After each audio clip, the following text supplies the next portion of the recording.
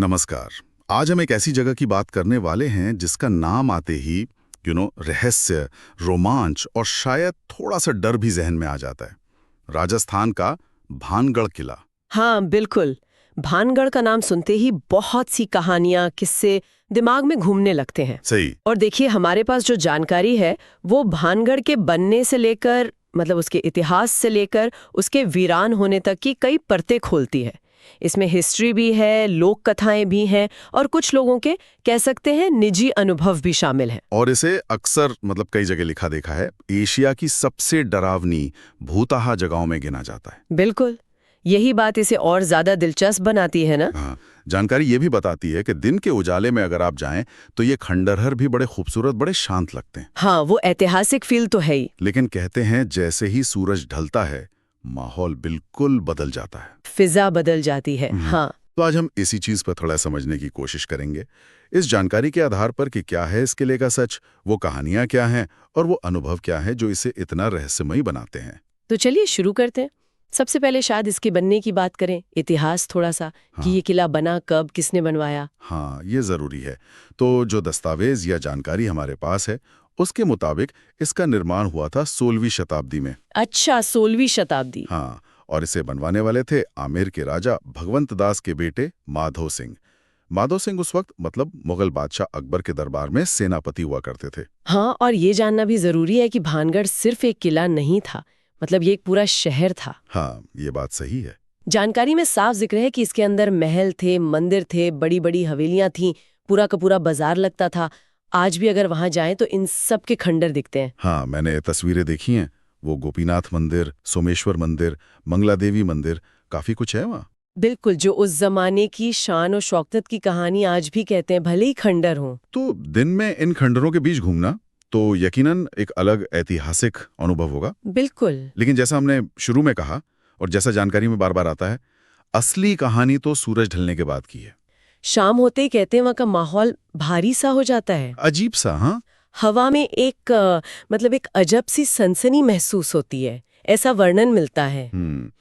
ये जो विरोधाभास है ना, दिन और रात का, शायद यही भानगढ़ के रहस्य की जड़ है। बिल्कुल, कि एक जगह जो दिन में इतनी शांत, इतनी ऐतिहासिक लगे, रात में वो इतनी रहस्यमयी और कुछ लोगों के लिए तो डरावनी कैसे हो जाती है। सही। और इसका जवाब शायद उस कहानी में है जो भानगढ़ के साथ सबसे ज्यादा जुड़ी हुई है। आप जाहिर है राजकुमारी रत्नावती और वो तांत्रिक सिंघिया, उसकी कहानी की बात कर रही हैं? हाँ बिल्कुल, मुझे लगता है भानगढ़ का जिक्र इस कहानी के बिना हो ही नहीं सकता। नहीं हो सकता। सही।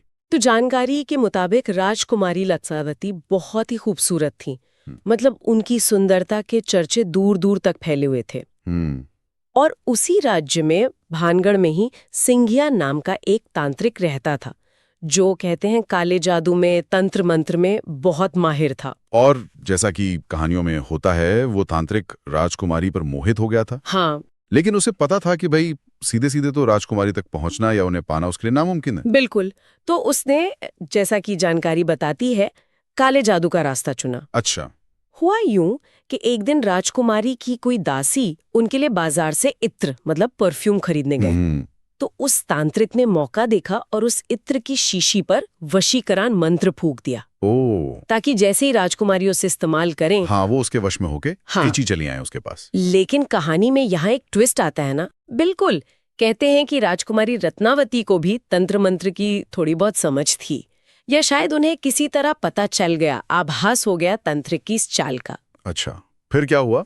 तो जानकारी ये कहती है कि राजकुमारी ने वो इत्र की शीशी हाथ में नहीं ली, उन्होंने उसे उठाया और पास में एक बड़ी सी चट्टान थी, उस पर दे मारा। अरे! अब क्योंकि शीशी पर वो मंत्र फूका हुआ था, अभिमंत्रित थी, तो कहते हैं कि उसके टूटते ही वो भारी चट्टान वो तांत्रिक की तरफ लुढ़कने लगी। सीधा तांत्रिक की तरफ? हाँ, और उसी चट्टान के नीचे दबकर तांत्रिक सिंघिया की मौत हो गई। लेकिन मरते मरते उसने वो श्राप दिया? बिल्कुल, वो श्राप जिसका जिक्र हर कहानी में आता है। जानकारी में उसके शब्द कुछ इस तरह बताए गए हैं कि भानगढ़ तबाह हो जाएगा, यहाँ कोई जिंदा नहीं बचेगा। बाप रे! और अगर कोई बच भी गया तो उनकी रूहें, उनकी आत्माएं हमेशा इन्हीं खंडहरों में भटकती रहेंगी, उन्हें कभी मुक्ति नहीं मिलेगी। कितना भयानक श्राप है। और कहते हैं कि इसके कुछ ही समय बाद पास के राज्य अजबड़गढ़ से भानगढ़ का युद्ध हुआ। हाँ, और उस युद्ध में भानगढ़ पूरी तरह उजड़ गया। हजारों लोग मारे गए, राजकुमारी रत्नावती भी। हाँ, वो भी मारी गई। और तब से कहते हैं ये जगह वीरान है, फिर कभी बस नहीं पाई। तो यही कहानी, जैसा कि हमें जानकारी मिली है, भानगढ़ के वीरान होने का मुख्य कारण मानी जाती है। हाँ, लोक कथाओं में तो यही सबसे ज्यादा प्रचलित है और शायद यही श्राप उन सब अजीब घटनाओं का आधार है जिनके बारे में लोग बात करते हैं, खासकर रात के अंधेरे में। रात की बात करें तो जानकारी में कई तरह की अजीबोगरीब घटनाओं का जिक्र है। जैसे रात के सन्नाटे में वो जो टूटे हुए मंदिर हैं, वहां से घंटियों के बजने की आवाजें आती हैं, जबकि वहां कोई होता नहीं है। ये तो काफी सुना है। और इतना ही नहीं, कुछ लोगों के अनुभव भी दर्ज हैं जिन्होंने दावा किया है कि उन्होंने रात के वहां परछाइयां देखी, चलती हुई परछाइयां। परछाइयां? हाँ, या फिर अचानक किसी के रोने या चीखने की आवाजें सुनी। अब देखिए, इन दावों की पुष्टि करना तो मुश्किल है, पर ये कहानियां भानगढ़ के रहस्य को और गहरा जरूर करती हैं। ये बात तो है। इन कहानियों में कितनी सच्चाई है, ये कहना मुश्किल है। पर एक चीज है जो सोचने पर मजबूर करती है, वो है भारतीय पुरातत्व सर्वेक्षण, मतलब ASI की चेतावनी। हाँ, ये बहुत जरूरी पॉइंट है और इसका जिक्र हमारी जानकारी में भी है। ASI जो हमारी ऐतिहासिक धरोहरों की देखभाल करती है, सरकारी संस्था है। हाँ। उसने भानगढ़ किले के बाहर बाकायदा एक बोर्ड लगा रखा है और उस पर साफ साफ लिखा है कि सूर्यास्त के बाद और सूर्योदय से पहले किले के अंदर जाना सख्त मना है। और ये चीज अपने आप में थोड़ी अजीब है ना। मतलब किसी पुरातात्विक स्थल के लिए इस तरह की ऑफिशियल वार्निंग, वो भी संभावित पैरानॉर्मल एक्टिविटी की वजह से, ये कॉमन नहीं है। बिल्कुल नहीं। आमतौर पर नियम होते हैं सुरक्षा के लिए या रात में कोई नुकसान न पहुंचाए इसलिए, लेकिन यहाँ वजह कुछ और ही बताई जाती है, या कम से कम इशारा तो उसी तरफ है। हाँ। और ये चेतावनी शायद इसलिए भी ज्यादा गंभीर लगती है क्योंकि जानकारी में उन किस्सों का भी जिक्र है जो नियम तोड़ने वालों के साथ हुए। अच्छा, मतलब जो लोग रात में गए अंदर। हाँ, ऐसी कहानियां हैं कि कुछ लोग शायद एडवेंचर के लिए या सच जानने के लिए रात में चोरी छिपे किले में घुस गए। तो फिर क्या हुआ उनका, क्या कहती है जानकारी? जानकारी के हिसाब से इन कहानियों के दो तरह के अंत बताए जाते हैं। कुछ के बारे में तो कहते हैं कि वो लोग कभी लौटे ही नहीं। लौटे ही नहीं? गायब हो गए। बस गायब? क्या हुआ, कहाँ गए, किसी को नहीं पता। और दूसरे जो लौट आए? जो लोग वापस आले, उनके बारे में कहते हैं कि वो पहले जैसे नहीं रहे। मतलब या तो उनका मानसिक संतुलन बिगड़ गया या फिर वो एक अजीब सी खामोशी में, एक गहरे डर में डूब गए। जानकारी में एक जगह लिखा है कि उनकी आंखों में वही वीरानगी, वही खौफ दिखता है जो भानगढ़ की दीवारों में महसूस होता है। ओह, जैसे उन्होंने कुछ ऐसा देख लिया या महसूस कर लिया जिसे वो भुला नहीं पा रहे। हाँ, कुछ ऐसा ही। ये बातें तो वाकई रोंगटे खड़े कर देती हैं। क्या जानकारी में किसी को कोई फर्स्ट हैंड अकाउंट, मतलब कोई प्रत्यक्ष अनुभव है जिसने रात में या शाम ढलने के बाद वहां वक्त गुजारा हो? हाँ, एक अनुभव का जिक्र थोड़ा विस्तार से है। लगता है कोई रिसर्च टीम या कुछ उत्सुक लोग थे जो खोजबीन करने गए थे। अच्छा। उन्होंने किले के अंदर एक पुरानी सी हवेली थी, उसमें जाने का फैसला किया। उस हवेली के अंदर क्या हुआ, कैसा था अनुभव? वर्णन ऐसा है कि हवेली का दरवाजा आधा खुला हुआ था। जैसे ही वो लोग अंदर गए, अचानक एक ठंडी हवा का तेज झोंका लगा उन्हें, जबकि बाहर मौसम बिल्कुल सामान्य था। हाँ। अंदर धूल थी, वीरानी थी, लेकिन एक अजीब सी बेचैनी भी थी माहौल में। और कुछ देखा, कुछ सुना? हाँ, आगे बताया गया है कि हवेली की दीवारों पर पुराने धुंधले से चित्र बने थे। उन्हें देखते हुए ऐसा लगा जैसे उन चित्रों की आंखें जिंदा हैं और उन्हीं को घूर रही हैं। अरे बाप रे। और फिर बिल्कुल साफ फुसफुसाहट में किसी ने उनका नाम पुकारा। नाम पुकारा? हाँ, जब उन्होंने पलटकर देखा तो जाहिर है वहां कोई नहीं था, दूर दूर तक कोई नहीं। ये तो बहुत डरावना है, सिर्फ आवाज सुनाई दे और कोई हो ना। बात यहीं खत्म नहीं हुई। जानकारी कहती है कि वो लोग हिम्मत करके हवेली के तहखाने में भी गए, बेसमेंट में। तहखाने में? वहां क्या मिला? वहां उन्हें कुछ चीजें पड़ी मिली। एक टूटी हुई लकड़ी की खिलौना गाड़ी। खिलौना गाड़ी? हाँ, एक पुराना सा आईना धूल में लिपटा हुआ और कागज के कुछ फटे हुए गले हुए से पन्ने मिले। कागज के पन्ने? उन पे कुछ लिखा था? क्या था उन पे? बताया गया है कि उन पर स्याही से कुछ लिखा तो था, लेकिन लिखावट बहुत पुरानी थी, धुंधली पड़ चुकी थी, शब्द समझ में नहीं आ रहे थे। हो सकता है कोई पुरानी चिट्ठी हो, कोई दस्तावेज के टुकड़े हों। लेकिन ये चीजें मिलना, एक खिलौना गाड़ी, आईना, ये अपने आप में इशारा करता है कि कभी यहाँ जिंदगी थी, लोग रहते थे, बच्चे खेलते थे। सही बात है। ये पूरा अनुभव सुनने के बाद वो जो लोग थे वो किस नतीजे पर पहुंचे? क्या महसूस किया उन्होंने सबसे ज्यादा? जानकारी के अनुसार उस दल ने जो सबसे ज्यादा महसूस किया वो था एक अजीब सा भारीपन। हाँ, हेवीनेस। जैसे वो जगह सिर्फ वीरान या खाली नहीं है, बल्कि हवा में, दीवारों में, हर चीज में एक बोझ है, एक उदासी है।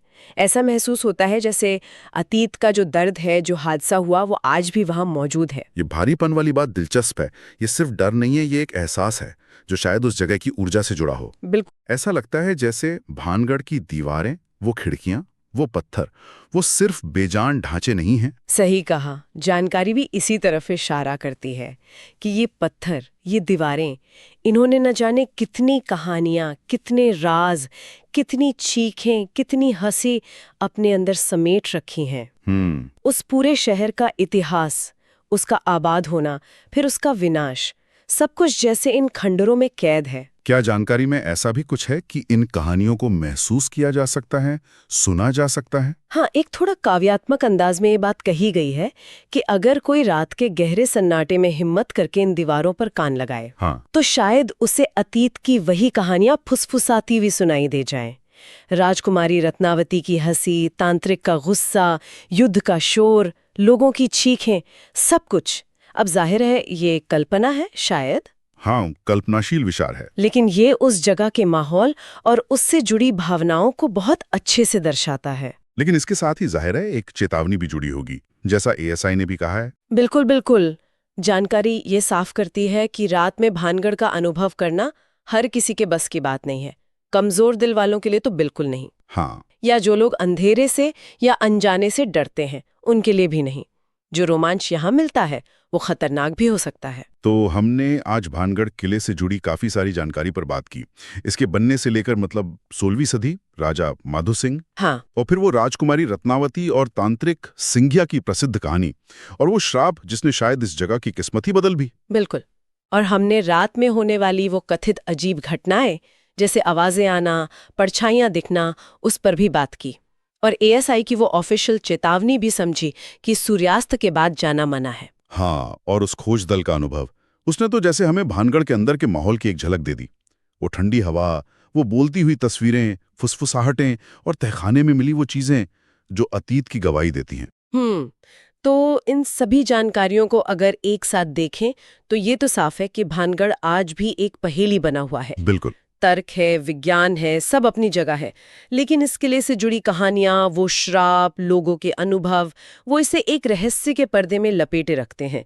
सच क्या है ये शायद पूरी तरह कोई नहीं जानता। इसीलिए जो जानकारी हमारे पास है उसके आधार पर अगर कोई सलाह दी जा सकती है तो शायद यही है कि भानगढ़ जरूर जाना चाहिए, लेकिन दिन के उजाले में।